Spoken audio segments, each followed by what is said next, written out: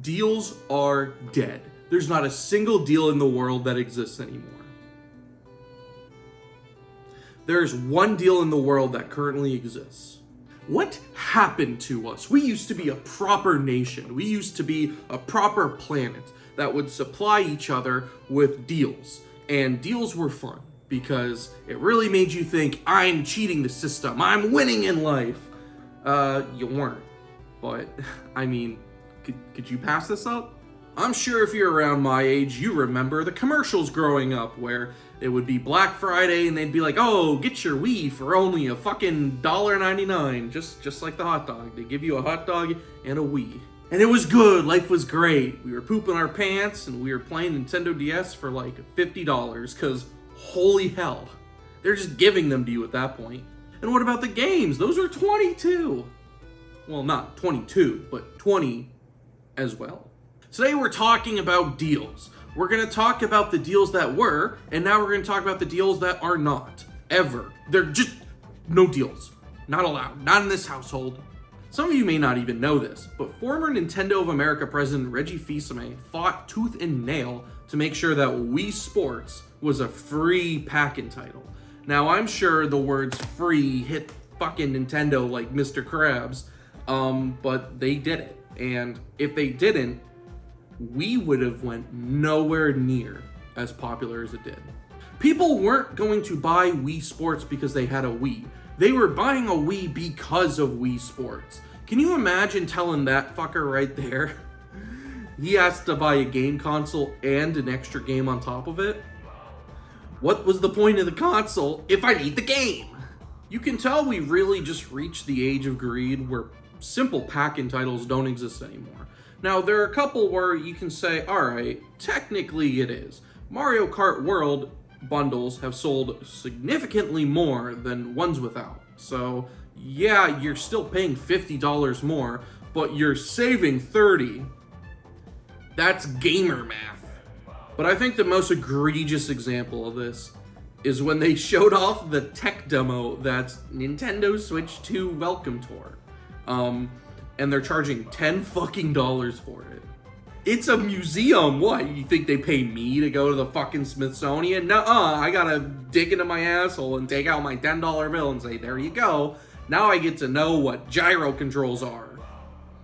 Which is even a stupider move considering the fact that Astro's Playroom is free on PS5. And then once you're done with it, you can just say, fuck, I want some more. And you buy Astro's Playroom. It's like the perfect pack-in title because what is it gonna do? Odds are it's gonna make you buy the actual fucking game. As a pack-in title should.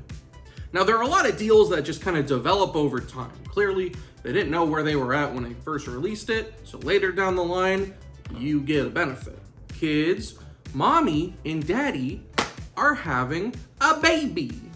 When you look at games like that where you just see like a bundle of 2 games and it retails for, again, full value again, obviously the idea is if you never picked up one of the first 2 games, you can say, well, here they both are in a double pack. It works out well. Except then I have to question, who the fuck never picked up the first 2 games, saw the double pack, and was like, now I'm gonna get it. But you know what's even worse than a double pack? A triple pack. If you really think of it, Mario 3D All-Stars is one of the worst deals out there. Even right now. Right now, they're not producing the game anymore, so you can only get it secondhand. Thank you, GameStop. And like, what are you getting? So you're getting Mario 64. Cool. Well, that's technically on Nintendo Switch Online. Super Mario Sunshine will more than likely also be on Nintendo Switch Online. And then Mario Galaxy with worse pointer and motion controls. Alright, $60. Let's play a fun game of Spot the Difference. I know, that one's baseball. You see, this one retailed for $60. This one retailed for $20. Now, why did this one retail for $20? Oh, it's because of that. It's because of this darling thing right here that will forever imprint this stupid fucking game. I'm sure you already know about the Nintendo Selects line. I mean, hell, all these big budget AAA Nintendo first party games for $20? Sign me up. So does that exist anymore? They'd spit on you if you asked for that. In fact, the last deal I want to talk about, and of course this is totally relevant to the time we were in, is the original Mario Kart 8. Retails for $60, right? If you had a Club Nintendo membership and you bought the game, you were eligible to receive 1 of 4 free Nintendo games. Huh? You buy Mario Kart 8, you get Pikmin 3 for free. You don't want Pikmin 3? How about Donkey Kong Tropical Freeze? How about Wind Waker HD? How about Game & Wario? Game & Wario. Yeah, that's the one I'm picking. But it's crazy that they did that with this game, Mario Kart. That, like, everyone who owned a Wii U was gonna buy Mario Kart, and that's the one they said, you get the free game. They could have done it with a more obscure title, and that would have easily boosted sales. But no, they chose their big boy to say, all right, and you get one more. Can you imagine if they did that today? You can't, because if you did, they would charge you for it. Now, I know this is just getting into a fun, wah, things were cheaper back then. Well, it's not necessarily that they were cheaper, it was that prices were going down over time, as they should have. Recently, with the release of the Nintendo Switch 2, they've been porting over old games and making them compatible with Switch 2. So that way they have higher frame rate, better FPS, better resolution, and they're free updates, as they should be. In some circumstances. Which game got a free update? Clubhouse Games. Which one did you have to pay $10 for? Oh, but they added Zelda's notes. For some ungodly reason, they made Tears of the Kingdom and Breath of the Wild $10 upgrades. What did they include? They included Zelda's notes, and they included some other app function for Tears of the Kingdom where I think you can save your builds. Now, were they doing that to be greedy? But you know what's probably even more diabolical than that? Let's take a minute to talk about the pluses in Nintendo history. Normally, when you see blank plus blank, the second thing is normally on par with whatever the first thing is, even if you don't think so. Mario and Luigi Superstar Saga plus Bowser's Minions. Now, yes, the Bowser's Minions is a side mode, but it is fleshed out. They did add some beefy content to it. Doesn't make it good. But obviously the star of the show is this, Bowser's Fury. You could have easily, and I'm sure they wanted to, sell 3D World by itself for $60. But no, they include this. What a smart move. Because let's be real, if you had a Wii U, when Mario Kart 8 came out, sure, yeah, it's fun because it came out right when the Switch came out, and you can play it on the go and all this good shit. But the only thing they ever really added to the deluxe version was just the DLCs included, and they fixed battle mode. I liked it better before. So why is Forgotten Land plus Star-Crossed Worlds horrible? Because it's the worst deal you will ever find in your life. In fact, it's not even a deal. It's a steal, because they stole fucking $20 from me. This game, along with Jamboree TV, were $20 upgrades. Jamboree TV was a bunch of stupid fucking side modes that it was just a gimmick with the camera. Who gives a shit? But this was like full-blown, oh, this is another like episode of the Kirby series. And it's totally worth $20 fucking dollars. Oh, look, a bird. So basically, in this DLC pack, you go to 2 levels per world. That's 12 levels.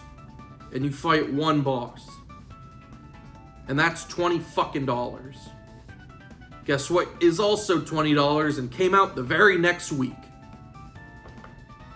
So then why would you buy it? Well, because they tricked you.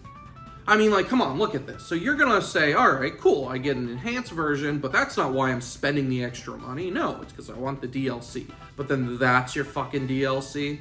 12 stupid fucking levels? What are the levels? Are they new levels? Sort of.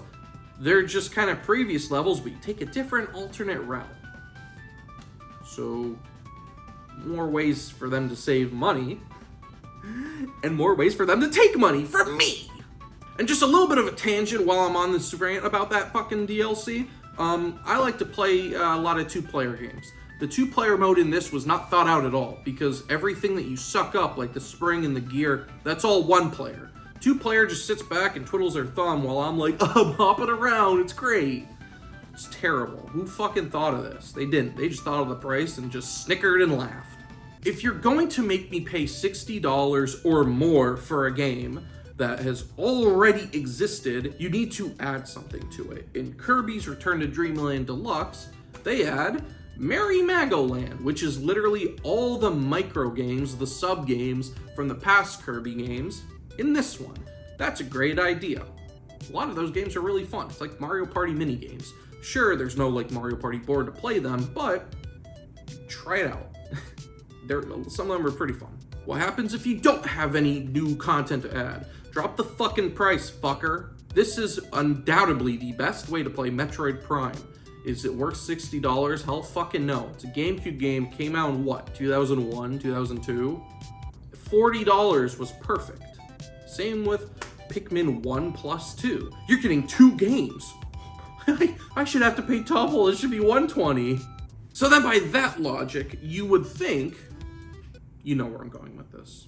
So Donkey Kong Country Returns is $60 fucking dollars, okay? Now that was when it first came out, brand new game.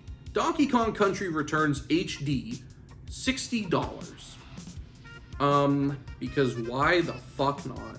Clearly now that we're seeing their new pricing scale of $80 games, $70 games, something like that just isn't $40 anymore. Luigi's Mansion 2 HD, is it even HD? Well, it sure as hell 60.